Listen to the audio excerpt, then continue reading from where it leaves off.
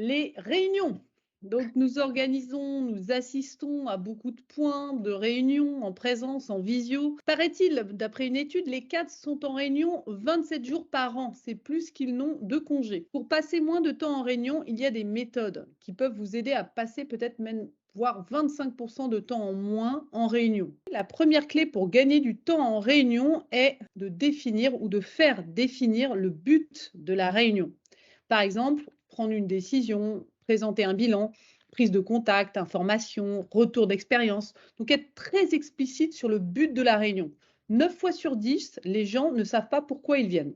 C'est au moins avoir le réflexe de demander le but de la réunion.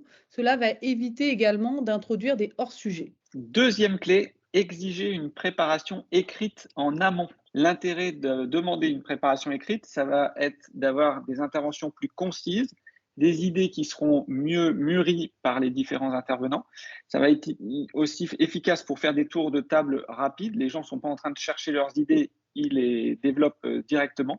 Ça va permettre aussi que chacun s'exprime puisqu'il aura préparé, ça sera plus facile d'intervenir. On ne demande pas à ce que toute la réunion soit préparée par tout le monde par écrit en amont, mais au moins tous les points sur lesquels chacun va avoir une valeur ajoutée particulière à apporter. Troisième clé, envoyer l'ordre du jour. Elon Musk nous disait, si la réunion ne vous concerne pas, levez-vous et partez. Quatrième clé, faire la réunion debout et laisser s'exprimer chacun. Cette invitation à faire les réunions debout, pourquoi? Parce que ça dynamise les échanges, ça invite les acteurs de la réunion à faire court, à être concis, à aller à l'essentiel. Pourquoi? Parce que quand on est debout, on a envie que ça se termine plus vite. Donc, ça va être intéressant d'apporter cette variété de formats de réunion, les réunions debout, et ça va permettre aussi de valoriser chacun, parce que quand on est debout, on a aussi envie de faire des tours de parole plus rapides. Cinquième clé, rédiger en séance le relevé de décision sous la dictée de l'animateur. La clé du relevé de décision, c'est qu'il est rédigé en séance. Donc, c'est pas pareil que le compte rendu. L'intérêt, c'est que c'est fait en live, donc pas d'interprétation possible.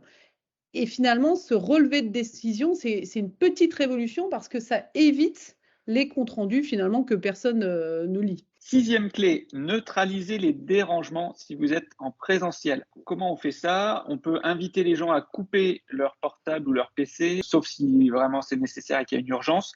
Ça évite d'avoir les gens qui sont concentrés sur autre chose. On peut demander aussi aux gens de déposer leur smartphone dans une petite corbeille, un peu comme le font les ministres lors du Conseil des ministres. Ils n'ont pas le droit de venir avec le portable, ils restent dans le vestiaire. Ça va faire un gain de temps parce que les personnes ont du mal à être déconnectées pendant longtemps. Donc, à nouveau, elles vont essayer de faire court et efficace pour pouvoir ensuite repartir traiter leur sujet sur leurs ordi, sur leur smartphone. Autre enjeu, neutraliser les conversations qui sont en aparté ou les gens qui monopolisent la parole, les gens qui commencent à être hors sujet. Comment on peut stopper toutes ces personnes qui viennent un petit peu parasiter la réunion? Ça peut être par des silences, ça peut être par des sourires, des contacts visuels très approfondis. C'est aussi de se dire, bah, on commence et on termine à l'heure dite. On a une astuce, c'est la technique du flux tendu. C'est une technique très simple qui consiste à se créer un bloc de réunion dans son calendrier.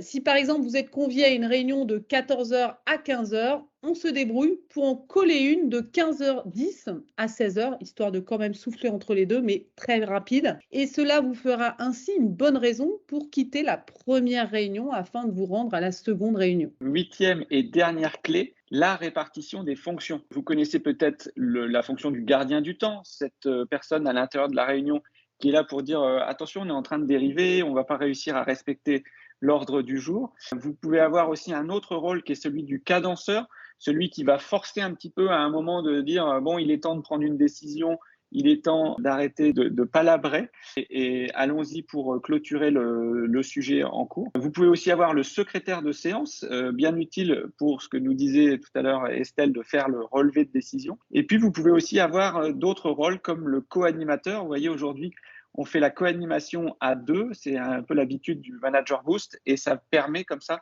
d'avoir une certaine dynamique tout au long de la présentation. C'est pas mal impliquant effectivement et c'est surtout que c'est déjà déterminé avant par tous. Donc on le sait à l'avance que s'il y en a un qui est en retard, il aura un gâteau à faire. Ça change pas Ah, de d'accord. gage et en fait, ce qui me permet de pas spécialement moi, en tant que manager, de relever spécialement le retard, c'est relevé par les autres avec humour Mmh. en disant: «Ah bah, tu auras un gâteau à faire».